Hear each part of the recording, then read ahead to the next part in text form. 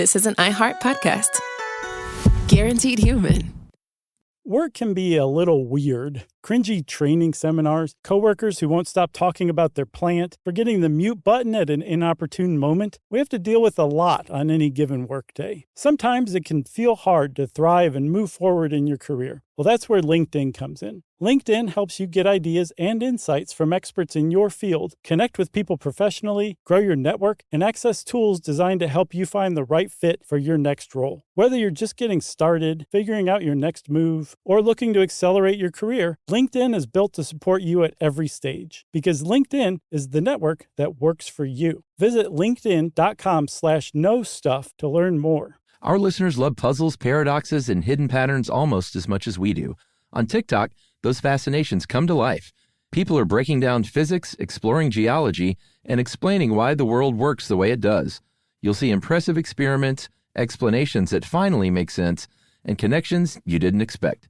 It's like having a lab, a lecture hall, and science museum in your pocket. TikTok is where wonder is shared, where curiosity turns into discovery, and where millions learn something new every day. Welcome to Stuff You Should Know, a production of iHeartRadio.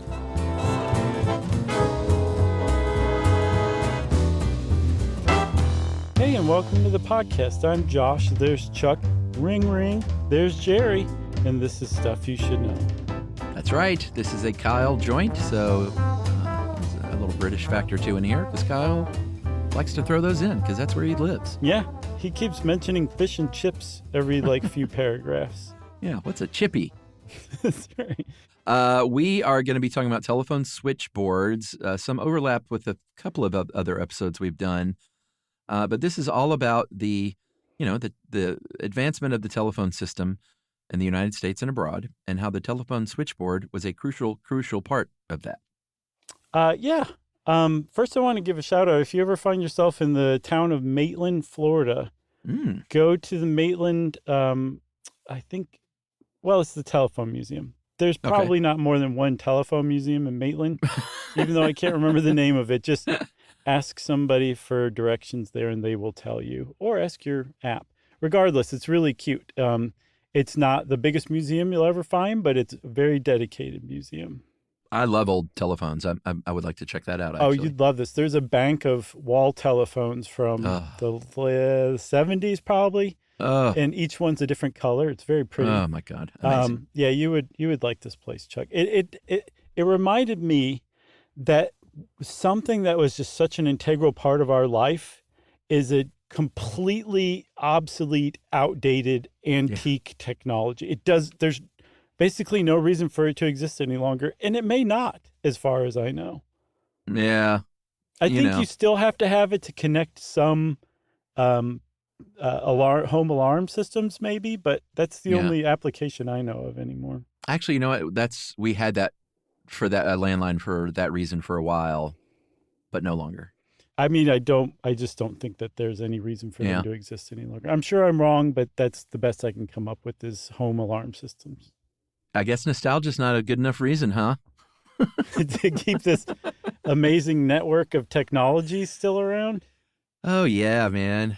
I mean, it's dumb. It's just our Gen X selves, looking back with joy about walking around your bedroom with a long phone cord and or your mom literally being able to go to every point in the kitchen with like a 25-foot stretchy phone cord that you're ducking under and it's knocking things over. And that's right. Yeah. There goes the flower. Wireless is better, I know. I don't think it's just nostalgia. I think there is some real value, or it's not pointless to look at the telephone system that was created over the decades in the 20th century and just be impressed. Like, it wasn't a marvelous technology and it did some amazing stuff while it was around. It's just we've moved on technology wise, but that doesn't mean you can't appreciate it. Yeah, I wonder if they're safer for government systems, because you literally have to tap the wire physically. It's not just in the airwaves. True that. So I don't know. I don't know either, but that's a great point. I'm curious. Surely someone knows. But let's talk about Alexander Graham Bell, because he is the OG. He's the guy that invented, patented the telephone at least. Right. And from Boston in 1876, where he was not trying to invent a telephone. He was trying to work out the problem with the electrical telegraph, which was, it was just getting bunched up. Too many people are sending too many, telegraphs, and it's a problem. So there's too much traffic. So all of a sudden, Bell, who was a sound guy anyway, realized that you could send tones. And once he realized you could send a tone along a wire, he was like, oh, forget the telegraph. I'm going to come up with the harmonic telegraph. And one day I'm going to speak to somebody on the other end of a wire. Yeah. Not dots and dashes, but heys and how are yous. Or ahoys. Yeah, right. So he did this in 1876, right? He set out to figure out the telegraph clogging and invented the phone pretty quickly. The next year, he founded Bell Telephone Company. And the first permanent telephone wires were in Boston, I think that same year, right? Wow. So we had telephone service set up within a year of him inventing the telephone. One of the other things, too, is he helped kind of spread telephone technology by giving lectures that people would come see and then go off and like build their own versions that would work.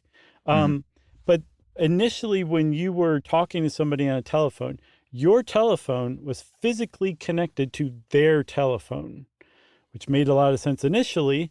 Yeah. But if you want to talk to more than one friend in town, you need another wire to connect your phone to somebody else's telephone, and so on and so forth. And if you just kind of follow that logical path, you very quickly realize, like, man, we're going to need a lot of wires to connect one person to everybody else and everybody else to that one person. That's the definition of exponential growth. And so they figured out they needed a different way rather than connecting each telephone physically. And that's where they came up with the concept of the switchboard. That's right. What if all of the calls went into a central location and there was a human being there that would connect those two wires? It's a very elegant, very simple sort of system. It's literally connecting two calls by connecting them, by plugging them into the same, what would you even call that? Switchboard? Jack? Yeah, the same jack.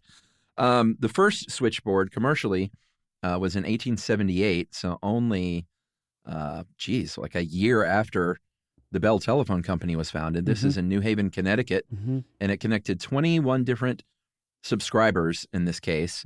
And this is a very old-fashioned, primitive thing. Before long, they were like, why don't we wrap these cords in cloth that's like insulated, and why don't we make the board look a little nicer, and we'll call them a cord board, but everyone's still going to call them a switchboard.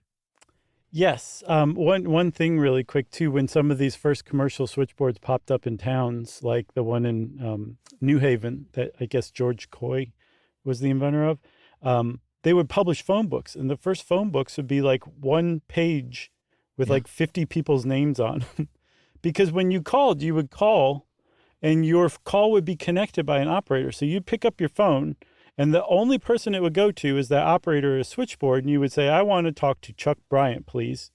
And the operator would look up where your jack was that went to your house, and then now connected the call, right? So they would plug my phone cord into your phone jack and connect our call. But first they would, First, they would plug in themselves to you and say, Josh Clark calling for Charles Bryant. And you would say, tell him I'm in the shower. And they would the call. They would plug back into mine and be like, he's in the shower. He can't talk right now. And I would say, tell him that I know he's not in the shower, and hang up angrily. You're not too far off. That is if my jack is on that board. If it was a big enough community, that switchboard operator might say, I don't have Chuck on this board, but he's on another board, so I'm going to contact that switchboard and, patch it in that way. So, but first they'd spend 10 minutes going down each jack like Chuck, Chuck, Chuck, Chuck, Chuck, Right. no, Chuck, no, Chuck. Well, early on, they just knew, in a 21-person situation, they just knew everybody. In fact, for a little while, they weren't even saying phone numbers. They were just like, Chuck Bryant. Right, exactly. And one of the other things about a central switchboard, too, is there's a phone company employee connecting calls. And so now you can track things more easily and hence bill people more accurately too. Yeah, because this is when making a call cost money. And up until, not that long ago in the grand scheme of things, making a long distance call cost extra money. So you had to bill people, and it was pretty ingenious. Things started growing. You said the word exponentially, and that is the truth, because between 1880 and just 13 years later, we went from 60,000 phones to 260. And then just another 10 years later, there were 3 million phones in the United States only. Kyle points out that in the UK, they were a little bit behind us. In 1914, there were fewer than 2 telephones per 100 people compared to 10 in the U.S., but they eventually caught up to. And everyone had phones. That's right. I'm sure there's some listeners like, I didn't have a phone when I was a kid. Well, maybe. So as more and more people had phones, more and more jacks were required in switchboards. So you're getting bigger switchboards, more switchboards. It became kind of a mess in and of itself, as we'll see. That was known as the switchboard problem, right? Yeah. But then finally they figured out, okay, there's a few tweaks we can do here that are going to allow us to just to support this growth. Because the phone companies weren't like, whoa, we're good at 10,000 subscribers. Let's just hold here. Yeah. They wanted everybody to have a phone so they could bill everybody for using those phones. And also America or the United States or the world, I think, was like, we really want to be able to pick up the phone and talk to people. It was a huge, enormous technology that completely changed how humans interact with one another. So everybody wanted a phone. Phone company wanted to give people phones. The big sticking point was how you can connect that many people in an efficient way and not just keep adding switchboard after switchboard after switchboard. Yeah, and something else we should point out too is this is a time where the phone company controlled the phones themselves. So you couldn't just go to a store and buy some cool looking Mickey Mouse phone or a Garfield phone. Or what did I have? Football phone from Sports Illustrated. I did get that for free actually, but those are always garbage. Those are the ones that look like push button, but when you hit it, it dialed. Oh, really? Do you remember those? It had the keypad, but when you hit 9, it went. No, I don't remember that. It was a big bait and switch. Yeah. But you rented your phone at the time. I guess if you had or maybe they didn't sell them at all at first, but I know for a long time they rented phones to people like. Into the 70s, right? Yeah. Like you used to rent some people still probably rent their modem from their cable or whatever, their Wi-Fi provider. Am I saying all the wrong words? No, I think you got it. Provider. Yeah. Or internet service provider, ISP. That's what okay. But yeah, anyway, they were controlling the flow of money in more ways than just the bill. They wanted as many people to have phones as possible because they were renting those phones and eventually, I guess, selling those phones. Yeah, I remember Yumi has a story from when she was a kid of going to the phone store with her dad and renting a Princess phone, like a pink phone. I remember. It's so weird. It is weird. It's just weird to think of. Yeah. But like you said, that was a way for them to control revenue even more. Yeah. And also, I think it made it more available to more people because I think even into the 60s, the 70s, phones were still kind of expensive to make. And so they were expensive to buy. So you could lease them. But I think ultimately it was really the phone companies. And they were able to get away from this, as we'll see, because for years and years and years, there was essentially a monopoly on the phone in the United States. That's right. But I got us a little off track. You were talking about some new techniques because these switchboards all of a sudden were getting just more and more ubiquitous, and they started to get a little clunky in like how long it would take to connect calls. So one of the things they did is came up with a concept of what's called the divided exchange, which is really just an organizational structural thing where people got more specialized. You might have operators just answering the phone. You might have people just connecting instead of the person going, oh, hey, Josh, let me see if Chuck's available. Like all of that was really streamlined eventually until they came up with what was called the Express system that had a lot of letter B boards that converged on a letter A board, and there was an operator linking between those two. Right. Yeah. So the person at the A board would be like, oh, yeah, Josh is on B board 72, but Chuck is on B-board 3, so I need to be the one that connects B-board 72 and B-board 3 for this call. These are human beings doing this and expected to do it really fast too, as we'll see. Yeah, they also just improved the signals, like signal strength. All of a sudden, operators weren't like yelling at each other in a which can cause just chaos in a room with a bunch of switchboard operators. Yeah, what's the number for Domino's? Yeah, exactly. So just improving the signal really optimized how those things function, such, even just making the little signal lamps, the little lights brighter, right? Responding to the current in the line. Like everything just got a little better. Yeah, and the current in the line was a huge thing too. Not only would it light up the little light above your jack showing the operator like, oh, this guy's trying to call right now, but it also allowed for telephones to carry a little bit of a current, which was how the voice was broadcast anyway, but it was one more thing that they controlled. They powered everything, which made the whole thing more efficient. Rather than having a bunch of batteries out by the lines, there was a central group of batteries and power generation that came from the main office too. So when you put all this stuff together, they got really good at analyzing traffic too, to kind of put resources, where it needed at any given time. They put all this together for the next 4 or 5 decades.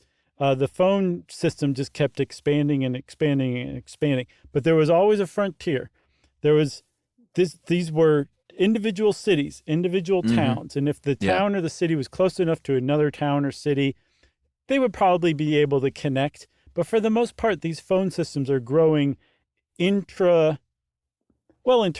Let's just say that. I almost got really fancy for a second, but I'm just going to say they were internal into each town, growing and growing and growing, connecting subscribers. But each town was kind of like its own isolated island of telephony. Yeah. And so obviously the next thing to conquer would be the LD, long distance. Yep. At the time, if you wanted to pick up a phone in New York City and call San Francisco, you couldn't do it. No, but I say we take a break, leave this as a cliffhanger, and when we come back, we'll say whether or not they were eventually able to do it. Stuxnet. Who? Stuxnet. Say it one more time. Stuxnet. I don't know what that You is. know it's Stuxnet. Is that in this? Stuxnet. Stuxnet. It's a great name. You gotta quit saying Stuxnet. That's the name of it. I know. It's a great name. All right. Stuxnet with an X.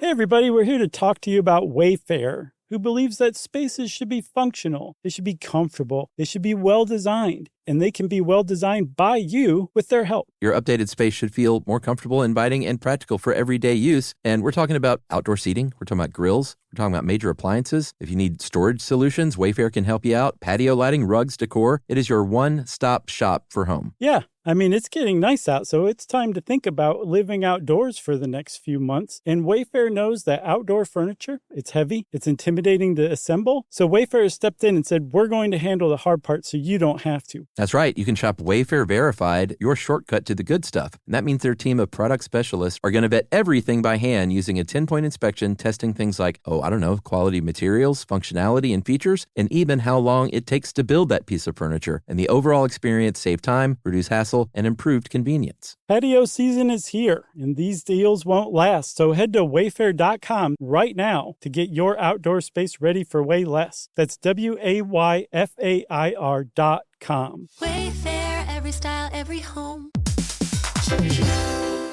In business, there's no room for guesswork. Every shipment matters. Every deadline counts. When you're trying to keep operations running smoothly, the last thing you need is uncertainty. That's right. That's why reliability is at the core of USPS Ground Advantage. From the moment your package is first scanned in, it moves through a secure, nationwide network, aiding in a timely and accurate delivery. You get near real-time tracking so you can keep up with your shipments. And with affordable upfront pricing, there are no hidden fees or surprise surcharges to throw off your cost sheets. That's right. And that all adds up to predictable deliveries that you can depend on. Because knowing your logistics are handled lets you focus on everything else, your customers, your team, and the future that you're building. Just visit USPS.com/Ground Advantage to start shipping with confidence. USPS Ground Advantage.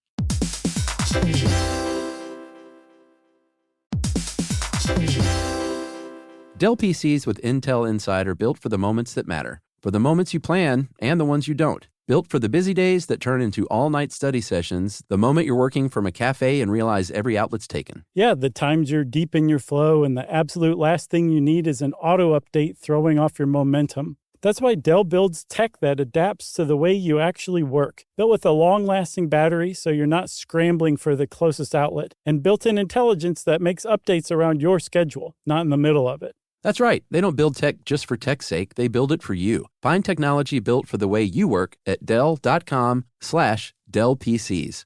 Built for you.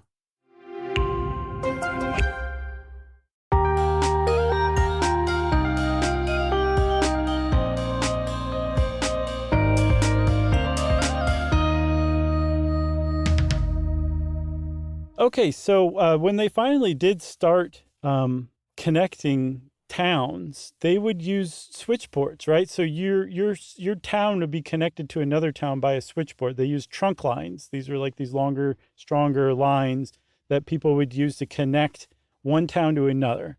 And let's say that you were in Topeka and you wanted to talk to Tacoma, Washington. Okay. Two great T-towns. Sure. When you picked up the phone in Topeka and said, "Give me Tacoma," this would set off a chain reaction of connections carried out by human operators who would connect to this switchboard, and this switchboard connected to, I don't know, Kansas City, and then that switchboard connected to Erie, Pennsylvania. That'd be going the wrong way. Muncie in Indiana. Is it Muncie? Yeah. Boy, this is going terribly. But I think it really illustrates how kludgy the whole thing was.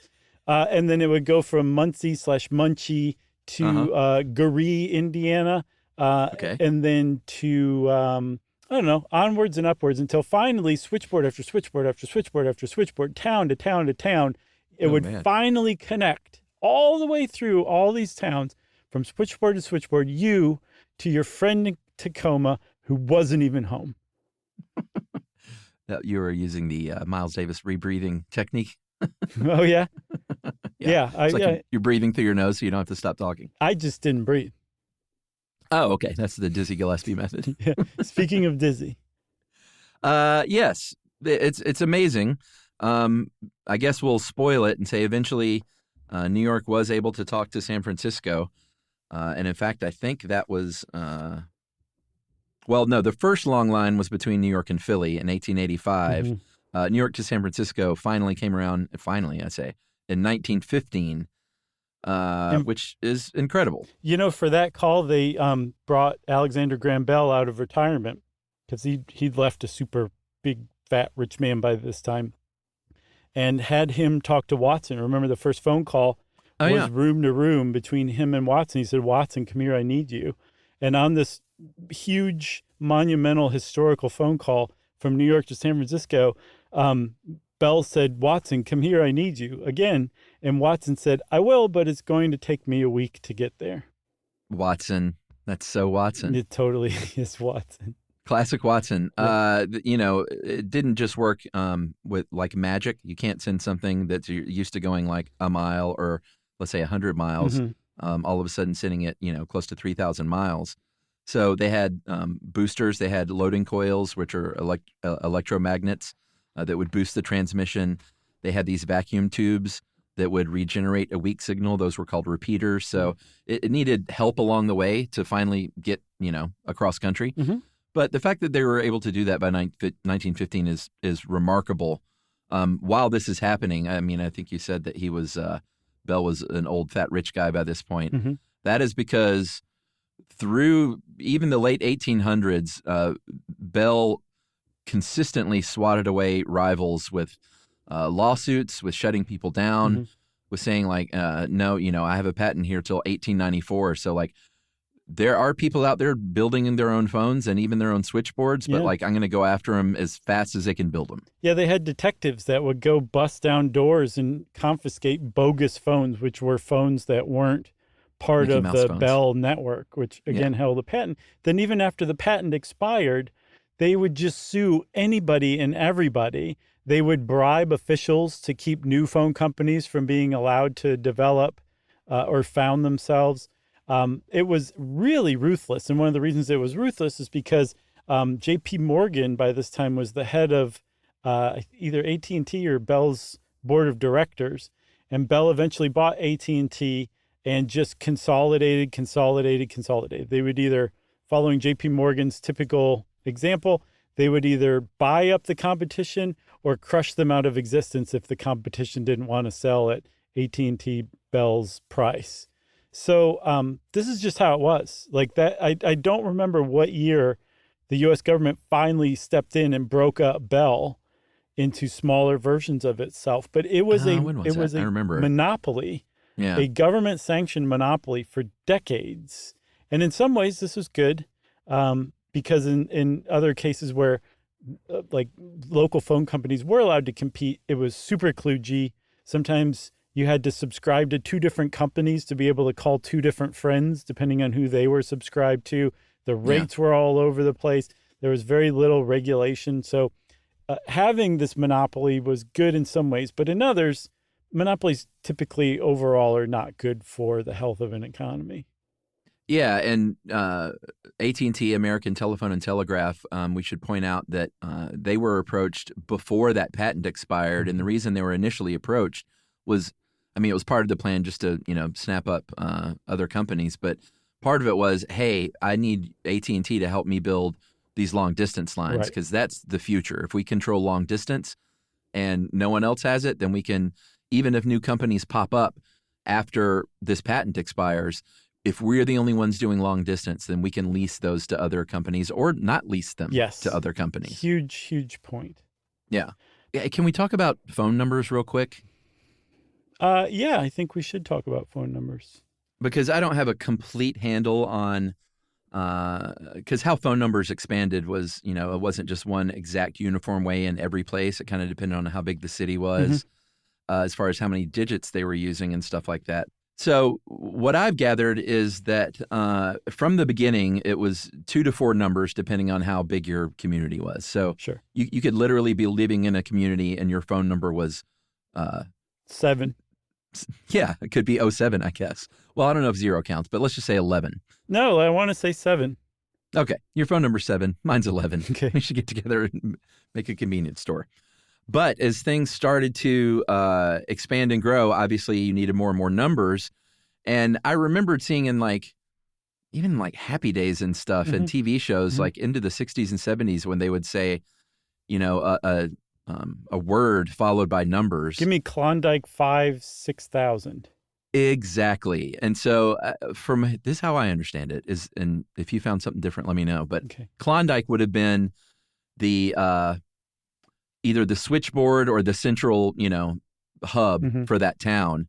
And then whatever the numbers you said would be the actual number. That's 55. Yeah. As that got busier, cities started using what they called 2L and 4N format. So 2-letter, 4-number. Okay. So it would still be Klondike 5555 or whatever, but it would be KL, and then you would use the 4 numbers. And then eventually it was, I think, 2L, 5N. They just kept taking away letters and adding numbers the bigger and bigger your city got. Right. And the reason why, if you have 4 numbers, you can accommodate up to 10,000 subscribers. But as you add more and more numbers or even letters, then you can add more and more people. And so I think that the numbers or the letters eventually or initially were that went to this particular switchboard station. And that was this one group of people in town whose connections were all coming out of this one station. So if you asked for Klondike 5555, it took you to this one switchboard, and then that switchboard operator would find subscriber 5555 and connect it. And the reason also I keep going to Klondike 5 is because that's the original 555 fake number in movies. If you watch movies, they ask for Klondike 5 all the time. That's the phone number because apparently the phone company set aside the 555 exchange for use by movies. Yeah, which I was told recently in a script I wrote to take that out. Oh, really? Yeah. Did you tell them to go to hell? Well, I mean, any kind of script note is just there is no right answer. But this person said, yeah, it bugs me because it always takes me out and makes me feel like I'm watching a movie. So I was like, oh, okay. So did you or did you not tell them to go to hell with their script notes? I did not. I got a lot of good notes from this person, so All right. I was on their side. Is this a bad actor? No, it's a good writer. Okay. There's a big difference. So to get a little further, to wrap that up, so those letters were eventually overtaken by numbers because, again, I don't even know if I said it and we edited it out, but if you look at an old phone, I think even a new phone still. You said it. Yeah. Okay. The numbers are associated with specific letters. So 2 is associated with ABC, 3 is associated with DEF, and so on. So if it was Klondike, that's KL, both of those are on the 5. So eventually it just became 555, whatever the rest of the thing is. And when we went to all numbers, that was a big step in the direction of eventually phasing out switchboard operators. Yeah, then you went 7 digits, and then eventually, in most places, you needed the area code as well, and we went to 10-digit. Yeah, but area codes weren't around for a while. I think it was... Oh, no. Oh, I don't remember exactly when it was, but I'm looking. That's why I'm still kind of talking a little bit. I mean, we've talked about this before because we both have our phone numbers memorized growing up, and there was definitely not an area code. 981-9919. That was me. I grew up with an area code. Oh, really? Yeah. From the moment you could remember, there was a 10-digit? You're right. I'm sorry. There was just an exchange. It wasn't. Yes, you're right. Mine was 3829040. All right.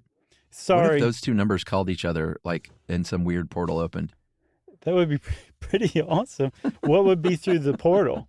Either gnomes or robots. It's got to be one of the two. Really earthy or really futuristic? Adam Curry? Wait. Which one? Oh, Adam Curry. Dressed as a gnome. Okay. Thank you. Okay. I knew you weren't going to be satisfied until I picked one of your two. Right. Should we talk a little bit about who the switchboard operators were? Mm-hmm. All right. Or should we take our break? I feel like we went long before the first break, so let's keep going. All right. Well, most of these switchboard operators were women. Initially, they tried teenage boys, but I love this little factoid Kyle dug up. Apparently, there was a quote that said, unfortunately, they matched insult for insult for Canadian boys that were operators. So if and as we'll see, people call up and be surly or in a bad mood, or if it didn't work right, they'd be cussing. Right. And these teenage boys would give it right back to them. Yeah. And so customer service is suffering in the 1880s because all these, wise mouth kids. So they started hiring mostly women. In the early 20th century, I think 80% of all operators were women. Mm-hmm. Here and abroad, they were called hello girls. Ironic, since apparently they weren't even allowed to say hello. Yeah. We'll get to that in a second. Mm-hmm. And Emma Nutt was the first switchboard operator hired by AGB in 1878 at a whopping wage of about a nickel an hour. Yeah, which is, it's even adjusted for inflation, that's only $1.50 an hour today. Yeah. Pretty meager. But she was a pioneer, and probably one of the reasons why she kept her job was eventually it had a lot of prestige to it. It was one of the more respected jobs a woman can have, but it was also one of the very few jobs a woman could have. So women proved to be a fairly docile workforce because they had so few other choices for work. And so they were exploited to the bone as phone operators, sadly, as it turned out. Yeah, it took everything I had not to make a nut job. Joke. Can we hear it? But I guess I sort of just did. Yeah. Well, I don't know. Her name was Emma Nutt, and everyone's like, I want a nut job. That was good. Sorry. You got me. So here's the deal, though. It was very specific criteria. You couldn't just waltz in there and get this job because, like you said, there wasn't a lot of choice for women in the workplace. Mm-hmm. And eventually they would pay them, okay. Not as much as their male counterparts, of course, because that's just how things worked, very sadly. But it was known as a pretty good job to get. In the U.S., you had to be well-spoken. You had to be a high school graduate. In Canada, they sought women with good eyesight, no cough. You had to be of sufficient height and were physically fit in order to tackle the exacting work at the switchboard. Mm-hmm. And also, and this is in Canada, also a reference of moral character from their clergyman. Well, this is to get a job as a switchboard operator. Yeah. What about in the UK? Because that's pretty fun too. You were required to speak the King's English, and Of course. not in a Cockney way or a Northern way. Yeah. And so women would accept these positions. Again, these were coveted positions. In some cases, they paid them and gave them financial freedom. They were looked upon with respect by their community. Like, to make it as an operator, even be hired as an operator, it told the rest of society, this one's a good egg because we only hire the best eggs. One of the things, though, like you said, was that there were really strict rules on their behavior, how they comported themselves when speaking to customers, and then just how they even like sat and positioned themselves at their switchboard. There's a 1910 booklet that the Bell Company wrote that Kyle found, where they were saying, like, do not answer these calls with hello. They said, would you rush into an office or up to the door of a residence and blurt out, hello, hello, who am I talking to? And when they put it like that, it's actually It's a little weird. reasonable thing. But what's funny also is there was a big debate initially when phones were invented between whether the proper way to answer a call was hello or hoy hoy. And Alexander Graham Bell was a hoy hoy boy.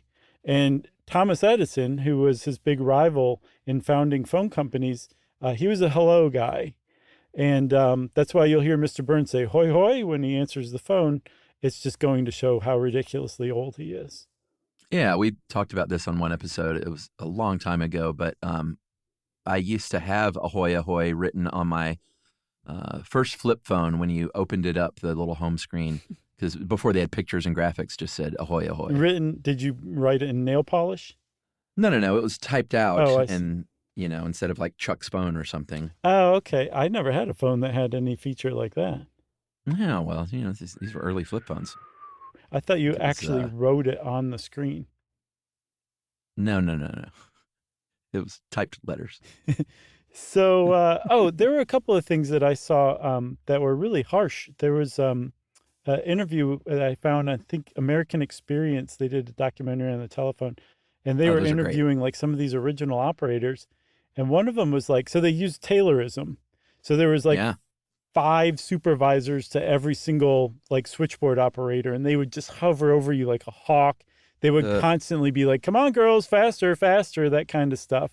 And this woman was like, if you even lifted your head up from your switchboard, not even looked around, not even talked, like you just lifted your head up, 4 supervisors would be on you being like, what do you need? What's going on?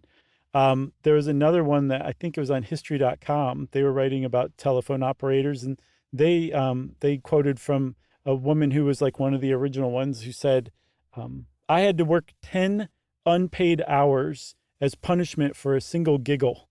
Like, that's how just regulated the women operators were for decades and decades. That was just part of the job. Yeah, I never did telemarketing in college, but that was a big, Dial America was a big job in Athens. I'm sure you remember. You probably worked for Dial America. I didn't, but I worked for another company. I have a story about that.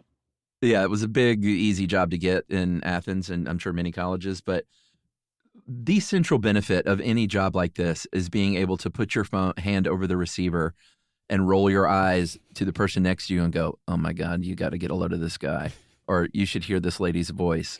Like, if you deny your worker that, then you're not going to have a happy workforce. That's the one perk you get when you're not right in front of someone, is that you can say something quietly and have a quick laugh. Yeah, they could not do that. They would get in trouble and possibly fired for that kind of stuff. Ugh. So actually, one of the cool things is they figured out that, okay, wait, there's thousands of us in this workforce. Let's form a union. And they were told, no, they can't form a union. So they said, okay, we're going on strike. And I think in 1919, New England telephone operators walked out and just crippled the phone network for basically half of New England. And the company was very quick to be like, okay, what did you say you wanted again? And they went back to work. So that was pretty cool. But for the most part, they were treated rather poorly. They were. And they, in the face of, like I said, some people would call in cursing. There were men who would use foul language. Sometimes they would get charged extra for their call. Mm-hmm. People would call and say like, hey, do you know what time it is? Or do you know what goes in this recipe? Or do you know what time the train runs from this station? Or does this shirt make me look fat? Yeah, exactly. And they're acting like information, basically, rather than just connecting calls. Right. I guess they weren't being as reined in everywhere because, or maybe they were taught the customer is always right. I don't know. They were. And there was like 5 things you could say to a customer, no matter what they said to you, no matter how abusive they were, anything like that. You could say like, thank you, or something like that. You could Saffron. not. Yeah, right. That was the safe word. Yeah. The supervisor would come over and be like, hey, what are you saying? Well, if they got asked something in a recipe and they can only say 5 things, Right. it really hems them in. So, Are you allowed to leave? If not, say saffron. here's one fun little thing. In World War I, there were 223 American women who served in Europe as switchboard operators because France's phone system was wrecked. So the U.S. Army Signal Corps literally built its own phone system and had bilingual American switchboard operators working there and sometimes giving like really important direct orders about, bombings and raids and things like that. Well, they would pass them along. I don't know if they were making up the orders themselves. Do you think anybody would have thought that? I did. You thought that's what I was saying? No, but Okay. It was still hilarious to hear you say it. Like Exactly. But this is the cool part. After 60 years, finally in 1979, these women were recognized as veterans. I know, that was very cool. It's sad that it took that long, but Yeah. at least they finally got there. Yeah. I'm sorry, I keep imagining like a whole cadre of operators just making up orders for This bombings. lady just said So to storm the beach. it's just chaos. All right, now we're going to take our break. We're running a bit long, so we're going to come back and finish up on how it all ended with automation right after this. Stuxnet. Who? Stuxnet. Say it one more time. Stuxnet. I don't know what that You is. know it's Stuxnet. Is that in this? Stuxnet. Stuxnet. It's a great name. You gotta quit saying Stuxnet. That's the name of it. I know. It's a great name. All right. Stuxnet with an X.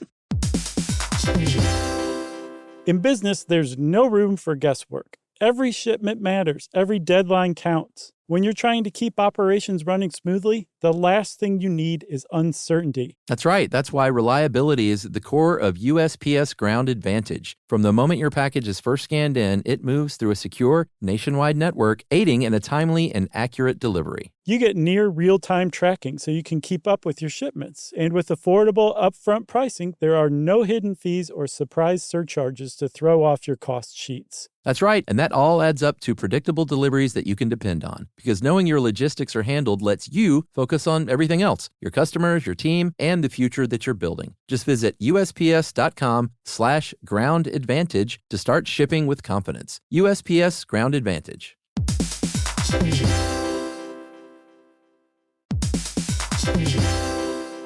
Dell PCs with Intel Inside are built for the moments that matter, for the moments you plan and the ones you don't. Built for the busy days that turn into all-night study sessions, the moment you're working from a cafe and realize every outlet's taken. Yeah, the times you're deep in your flow and the absolute last thing you need is an auto update throwing off your momentum. That's why Dell builds tech that adapts to the way you actually work. Built with a long-lasting battery so you're not scrambling for the closest outlet, and built-in intelligence that makes updates around your schedule, not in the middle of it. That's right. They don't build tech just for tech's sake. They build it for you. Find technology built for the way you work at Dell.com/Dell PCs.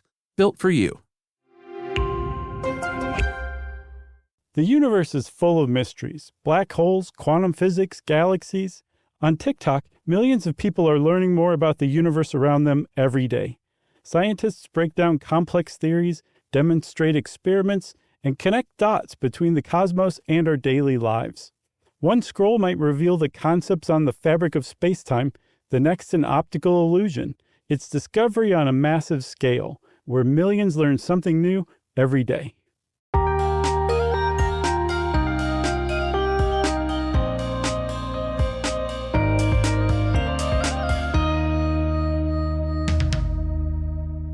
Okay, Chuck, so I think I said before that once they started going to all numeric numbers, that was like a huge first step toward automating the system, and eventually phasing out human operators. And one of the reasons why is because you can take numbers and you can quantify them, essentially. And that's what those original phones, the rotary phones, then apparently the fake keypad phones would do. When you dialed a number, your finger would eventually hit a stop. For like a 3, the stop was closer. For the 0, the stop was an eternity away, because once you hit the stop, the dial would go back to the original position. And as it did, it would put out, 3 impulses, say 3 electrical impulses for when you dial the 3. And what that did was it told the automated switches that were eventually invented to start paying attention and start dialing some numbers here, because I just sent some electrical impulses. That's right. I think you mean pulses, don't you? What did I say? Pluses? Impulses? Did I? Yeah. It's a little late in the day, and my brain is mush from all the engineering week we've been doing. Hey, I'm not just sitting here as correct you guy. I think it's kind of funny. And somebody would have written in and was like, why are these phones having impulses? No, hey, you got me back for the operators giving directional order. Here is where my mind exploded, because I didn't learn this yesterday. Are you still liking that one? Yeah. I didn't learn this yesterday, but I learned it, I think, the last time you explained this, because we explained that in another episode about Phone how you freaking. dial. How you dial a rotary phone. Mm-hmm. I did not know that it was the retreat of that dial back to its original position was what was being quantified and pulsed. You think it was the dial up, like when you dialed it? Yeah, you put your finger in it and you dial the 4 over. As a kid, you just think, well, like, yep, I'm hitting the 4, and I just take it out and it goes back to its place. It going back to its place is the key. Yeah. Which I don't know if I knew that either, though. It seems new to me. So if I did explain it before, it didn't stick. It's pretty cool, though. That's just a fun little fact for anyone who still understands what those are. One thing I do think we talked about in the phone freaking episode was the invention of the Strowger switch, which was invented by an undertaker named Almon Brown Strowger. And the reason that he came, like an undertaker in Kansas City, invented the automated phone switchboard because, as legend has it, he was losing business to a rival undertaker whose wife was the town operator. So when people call up and said, "Undertaker, please," she would just route him to her husband's business and leave Strowger's business out. And he's like, you know what? I want to get rid of the operator. So he went and invented one of the more sophisticated pieces of technology that was around at the time. And this is in 1890 that he came up with the first automated switch. And it is impressive. Yeah, I mean, that's the one that led to the rotary switch that we're talking about, though, right? Yes. Do you know how his worked specifically, or what the difference was? Actually, it's really fascinating. Well, let's hear it. We got 1 minute. All right. So let's say that you dialed that 3, right? That first number, those 3 impulses, I think in slang it's just called pulses. Sure. They went down the line and they hit the first switch, and they told the first switch, okay, we're going to 3. And so that would narrow down the number of subscribers to this telephone switchboard whose number started with 3. Oh, yeah. And then the next number would come in, 5. Yeah. Right? 5 smaller impulses of electricity would come to the second switch, and it would tell that switch, okay, now we're just trying to get to the people whose first 2 numbers are 3, 5, and so on, until finally all, 7 numbers were dialed. And so it led to the only person whose phone line could possibly be connected to this specific circuit of 7 numbers. And then it would connect the call from the caller to the callee. Wow. That's pretty cool. Yeah, it's really amazing. This guy came up with this in 1890. Yeah. And, we didn't even really mention, it seems obvious, but I guess we should say the reason they were looking to phase out and go into automation is kind of like every reason always, is money, less overhead. As more and more switchboards grew, you had, the switchboards cost a lot of money. They cost, you had to have land and a building, and you had to have people to operate them. And they just couldn't keep hiring more and more people. I think at one point they said, we need 1 million switchboard operators. And that just wasn't even a possibility at the time. So automation was always on the horizon. Interestingly, along those lines, long distance switching took a lot longer. Like it was into the late 1960s and even some places in the 70s where you still had operators that had to connect long distance lines because it was, as Kyle said, that it was just no alternative to human intelligence. It was too complex at the time. But eventually, they figured all that out. But that meant that there were humans who were walking around knowing how to connect Topeka to Tacoma. They knew the combination of switches to connect, or the number of levers to pull, the number of like wishes to make. I don't know. So cool. And they knew how to connect a call like that, and not just to Topeka to Tacoma, like whatever city to whatever city. They just knew how to do it. And I mean, that's impressive. That's just an overlooked part of history, that there were people walking around who knew how to do these complex algorithms, basically, and they were all different for depending on what city was calling what city. So that kept operators around for much longer than they would have been had long distance not existed, because they got phased out at the local level, but for long distance calling, they were just too valuable to get rid of at the time. What happens when you dial 0 today from a landline? Is there an operator? Well, number one, there's no landlines. There's just, you get like an alarm, somebody's house alarm, I think maybe. Yeah.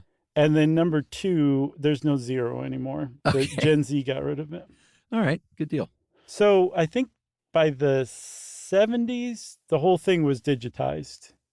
There was no corded switchboards any longer. But there were some like pockets of switchboards that were still around, right? That held on long beyond the time it was necessary. Yeah, there's a couple of competing last switchboard, last operators. One that you'll see a lot online is widely recognized from 1983, Bryant Pond, Maine. I think the specification here is it was the last hand-cranked telephone system and switchboard. Like, like you see in the old movies, there's a box on the wall and you crank a thing. Give me Klondike 5-6000. Exactly. And Susan Glines was the last operator there. London's, thank you, Kyle, was at Enfield, and this was 1960, I think, when it was retired. But the last caretaker telephone operator in the UK retired in 84. But then you found one in California that was 91. Yeah. And as best I could tell, that was a private, a sort of very small customer-based private phone company. In Kerman. And what was sweet was I saw one of the reasons that the owner of the company held on to human operators for so long was because there were so many migrants who lived in town that the phone operator was bilingual and could help connect calls between people who spoke two different languages. Yeah, not even the final one, all of their operators were bilingual. Oh, is that right? Yeah. Oh, very nice. I think that was their specialty. No, I'm serious. That's what they said at the company picnic. That's our specialty. I mean, I think that's honestly, they had most of their customer base were people with family in Mexico, and so they just had a niche, from what I understand. I mean, I don't know why you're getting the impression that I don't believe you. I believe what you're saying. Because you keep laughing at it, going, that's funny. I'm still thinking about the operators telling everybody to bomb Rouen or something. You got anything else? No. Big thanks to Kyle for helping us out with this one. It was very technical and complicated. And since I said technical and complicated, it's time for listener mail. Here's our Joe Thiesman follow-up. We got quite a few emails, and in fact, a few from people whose parents went to school with Joe Thiesman, the former quarterback of the former Washington Redskin football team, now the Commanders. Hey guys, I used to freelance for a video company that did a lot of conferences, and one time Joe Theismann was the keynote speaker. The way he told the story about his last name is as follows. Growing up, his dad was very firm that their last name was pronounced Thiesman. Apparently his dad would get quite cross when folks would pronounce it wrong. People often said it wrong, so Joe would call his dad and have him correct them. Dad, they said it wrong. My dad's going to sue you. He snapped my leg. According to Joe's story, when he was a candidate for the Heisman Trophy, his college coaches thought it would be better if it was pronounced Theismann, to rhyme, obviously. So again, Joe called his dad to ask him, and his dad responded, I've told you, it's Theismann. So it sounds like Joe has made kind of a fun little apocryphal story about this, but it seems confirmed it was Thiesman. Heard it from the man's own mouth, and that's from Karen and Gil Pennington. Very nice. Appreciate that big time. Who was it? Karen Gil Pennington. Thank you very much, Karen. I'm just going to call him Karen. Sure. If you want to get in touch with us like Karen did and give us a great story that kind of sums up, ties up, circles up a story that we talked about, we love that kind of thing, you can send us an email to stuffpodcast@iheartradio.com. Stuff You Should Know is a production of iHeartRadio. For more podcasts from iHeartRadio, visit the iHeartRadio app, Apple Podcasts, or wherever you listen to your favorite shows.